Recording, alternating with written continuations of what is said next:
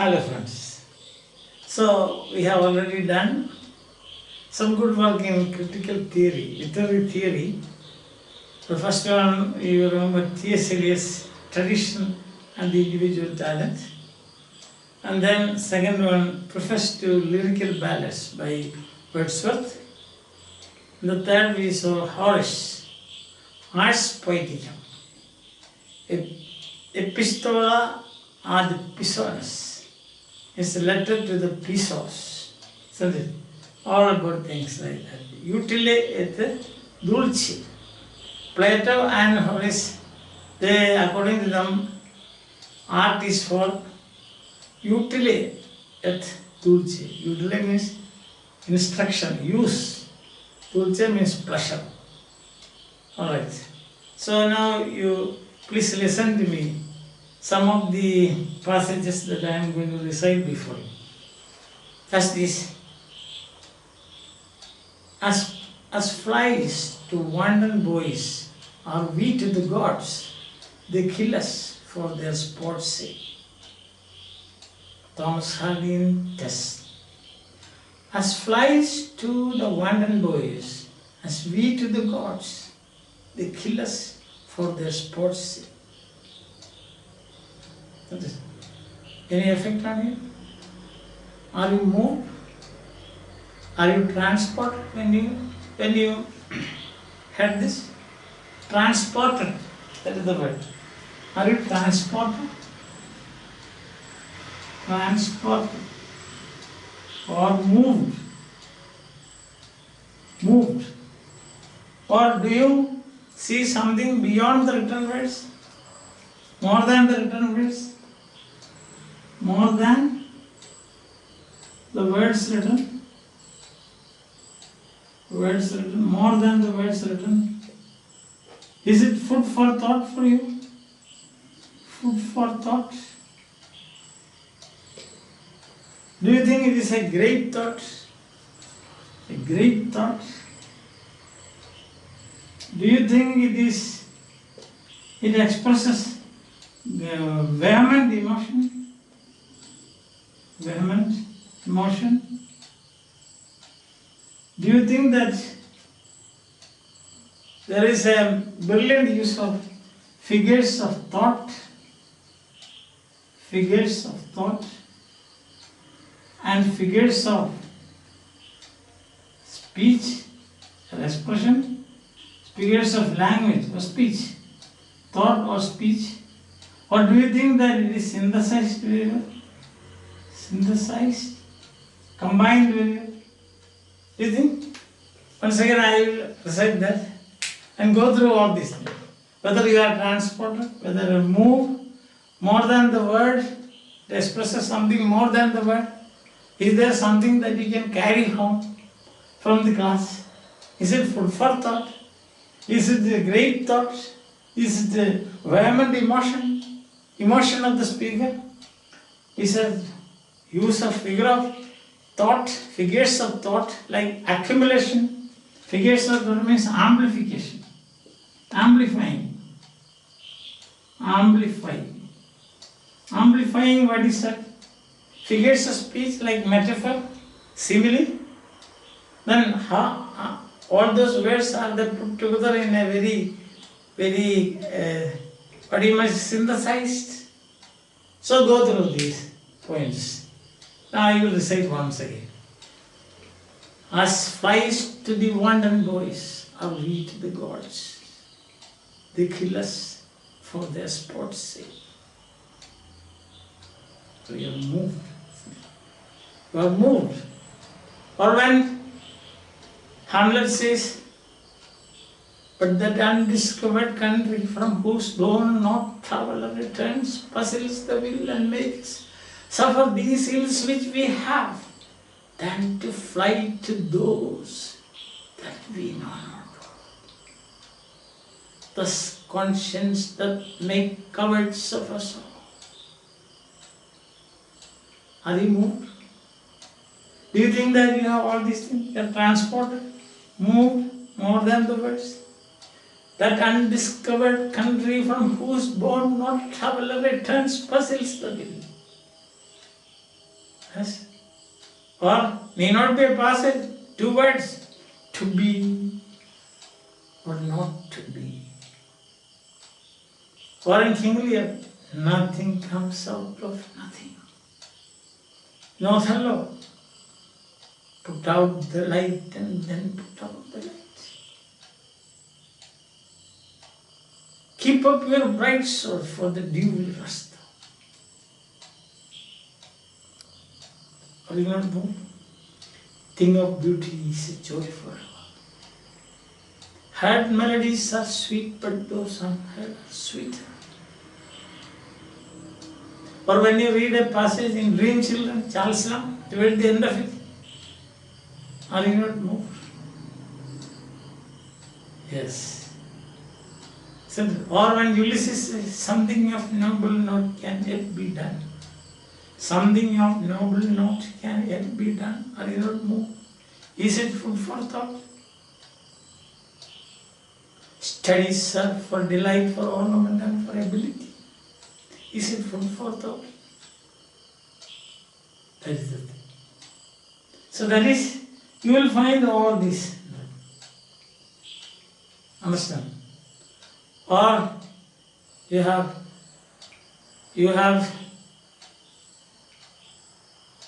when that apple lay with his sure shooting, the drought of March had perceived to the rooting, and bathed every vein in such liquid, of which virtue engendered is the flow. It's a beautiful description of the spring, never heard before. When you listen to these words or read this, for some unknown reason you are moved or you forget yourself. That's the moved or you forget yourself for some time. Or they say the April is the coolest month, breeding lilacs out of the dead land, mixing memory and desire, stirring dull roots with the spring rain. Are you not moved? Or when in between you hear Shanti, Shanti, Shanti, are you not moved just by those 3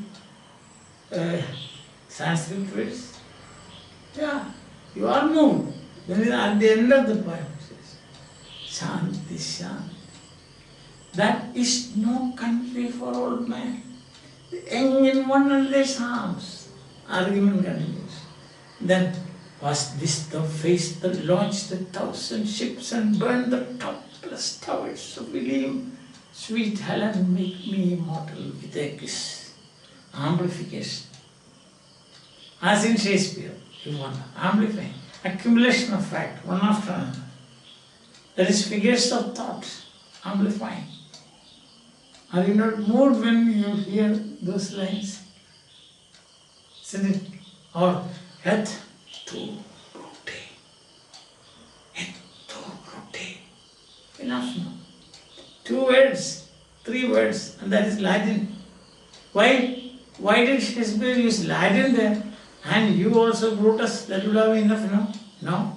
But to move you, to transport you. Understand that? You need a yet to brute there, changing language, switching from English to multitudinous seas in Carnadine. The most unkindest cut of all. Double superlative. A thought which quartered had but one part wisdom and ever 3 parts covered. That is, a thought is quartered, had but one part wisdom and ever 3 parts covered. Are you not moved when you listen to this? Much have I travelled in realms of gold. But when he came across Homer, he forgot everything. He is transported. Much have I travelled in realms of gold. But what about now? transport honor. Understand? So, when you say, I caught this morning's me, then accumulation comes, one after another. I caught this morning's minion. Isn't it? Then, dapple dawn drawn falcon. King,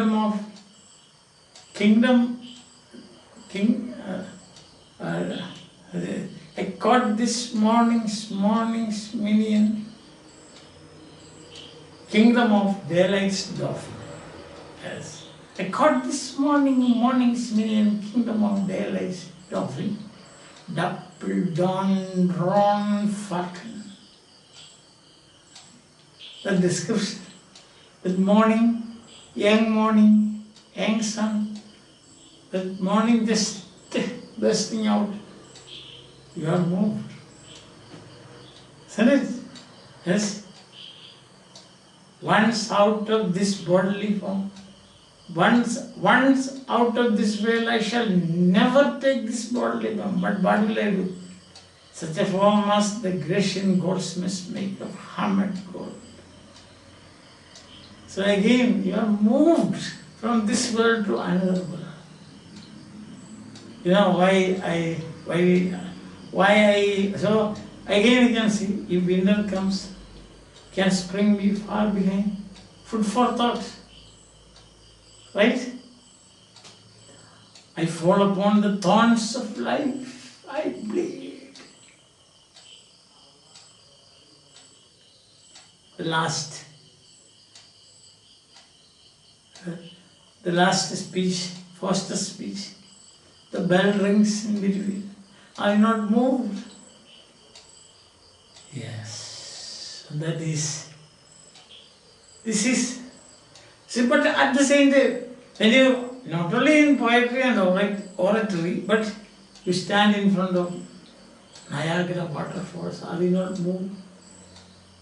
Don't you feel like going again and again? It's attracting Michelangelo's paintings. Taj Mahal. This is not only poetry and oratory, but although the author has focused on these two, but you find, what about the sunrise? Clear sun rising, just bursting out its rays in the early morning. The morn in russet mantle clad walks over yon high eastern hills. This effect created in you.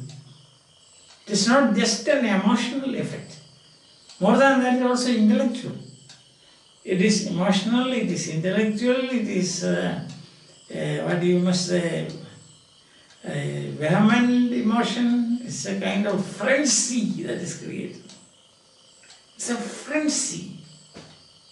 This is what is called sublime. Sublime. So sublime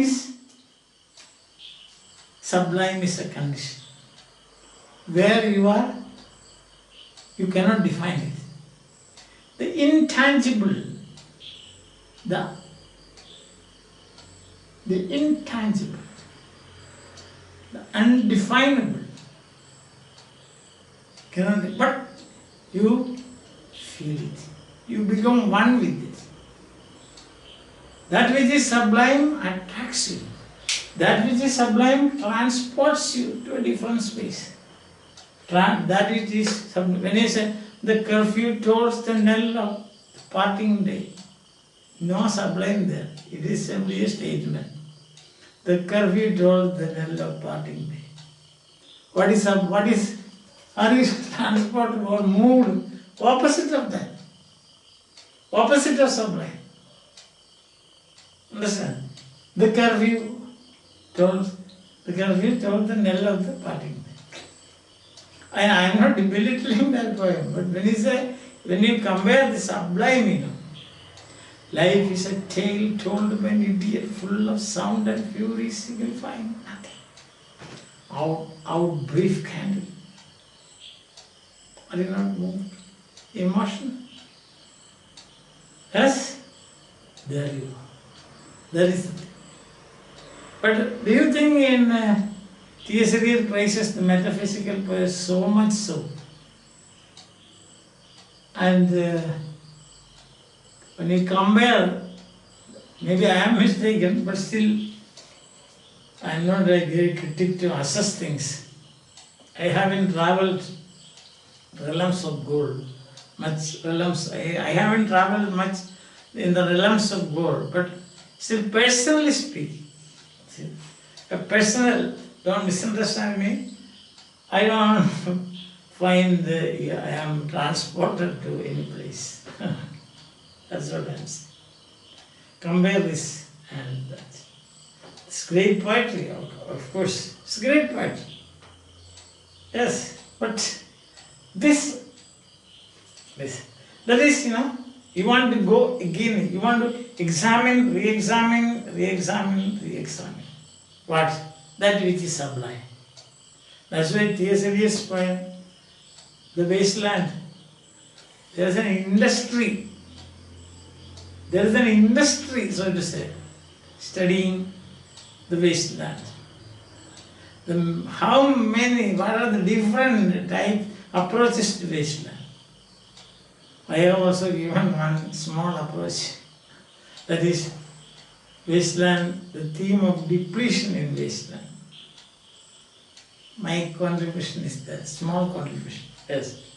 See, because after seeing that, you cannot, after reading that, you cannot sleep. Some days you get up at midnight and think of this, like this. For example, lines like this. You gave me hyacinths a year ago. They called me the hyacinth girl. And when we came back from the hyacinth garden, your arms full, your hair wet. See that? I could not see. Looking, I could not speak. My looking at the heart of light. Silence. What does that mean? What are the things that is bringing? But at the same time, you cannot move from there. It is as if you sat on a ton of gum. You sit on a ton of gum and you cannot move because you are transported. Understand? Frailty, thy name is woman. So such, just one word will do, I told you, at two bhuti. That one word will do. That will take you forward, transport you. So look for, when you read, look for passages, whether they transport you, whether you are moved, whether there are more than the words tell you, whether it gives you food for thought throughout your life, whether it is great thought, whether it is vehement emotion, whether he has used figures of speech like metaphor and so on, figures of speech, figures of thought like amplification. As you can see now, probably you might have read Odysseus' car. Odysseus' car. And the comparison between, you remember, no? That comparison. The narrative brilliance of Odysseus' car is compared to the narrative in Old Testament. That is Abraham and Isaac. They are going to, Abraham going to sacrifice his son. Few sentences, that's all. But what about Odysseus' car? It was all details. One after another details are pouring out before you. And still you are not bored. So that is sublimity. Accumulation of facts. Understand? But when you see Mark Antony's persuasion, friends, promise, countrymen, lend me your ways, I come to bury Caesar, but not to praise him. That is, it's not sublime. It is persuasion. You are persuading, argument. And you don't know, there is nothing to carry with you, nothing to take home. All of them, that's oratory, you can say. This is my opinion. Don't throw stones at me because some of you may be, what you must say, devotees or fanatics of that speech. So, but this is my personal opinion. Okay, so that is sublime. Sublime is intangible, but it is there. So, what is life? What is life? Eyes, can you call them life? Heart, can you call it life? Kidney, can you call it life? Liver, can you call it life? They are all life. But you cannot say, can you find out where life is? No, it's a condition. When everything is in harmony, it produces a condition, and that condition is life. But you cannot define it, you cannot see it. You are living, but you cannot feel it, you cannot touch it. You cannot say, this is life, or this is life. Like that. Sublime is such that you cannot define it. Sublime is such that you cannot explain it. Sublime is such, it is an intangible feeling. Not a feeling actually. What is it? Emotion, feeling? A frenzy? A mad enthusiasm? A euphoria created? Not mere euphoria also, because it's food for thought. So all these passages that I presented before you. And the other one also I said no. That is, the curfew tolls the knell of the parting day. But when you say far from the madding sick, noble strife, that is sublime. That stanza is sublime. See, that is the difference. Did you see? The same poem you meet sublimity and also you meet what you call frigidity, or you can say not frigidity actually, pedantic type of expressions. The curfew told the knell of the parting. Pedantic. What is puerility, pedantic. It's rule-based. Understand? Rule-based. Whereupon he has observed all the rules. Isn't it? But it doesn't move you. Shakespeare, don't care, he doesn't bother about rules. But most of his plays move you. Isn't it? And you said that is there is a famous statement in but that is a very famous statement, but I forgot. That's so sublime. Probably I might have forgotten because of its sublimity. Isn't it? Yeah. Then you have got, I hope you understand what is sublime. Now at the same time, there are certain, what do you call, ingredients you can say, or some points you can say, that can make, transform a writing, a poetry or a speech by Demosthenes. Now the author Longinus, he praises Demosthenes, Homer, these are his best examples he gives. Demosthenes the orator, and Homer the epic poet. Understand? Yes. So that is all about today. That idea, you ponder over this, think over this. In the next class we will see who Longinus was, whether we know something about Longinus, what is the difference between Plato and the author of Ars Poetica and Longinus, how criticism moved from one major idea to another major idea and so on. Understand? That we will see tomorrow. or in the next class. Time being, you go through some passages and see whether it has got all these qualities. Whether that particular passage or a play or a book transports, whether it beckons you again, come. It beckons you, say, come, read me. No, you have not read me fully, read me. That's the thing. So such a feeling, such an emotion, if an author can create, it can be just a word. Listen, that is, yeah. So I think that is clear to you.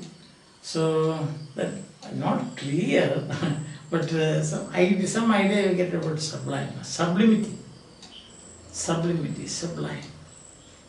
Okay. So tomorrow we will take up, or in the next class, if not tomorrow, in the next class, we will take up this concept and further try to study, try to learn. Understand that? Yes. So, for the time being, bye.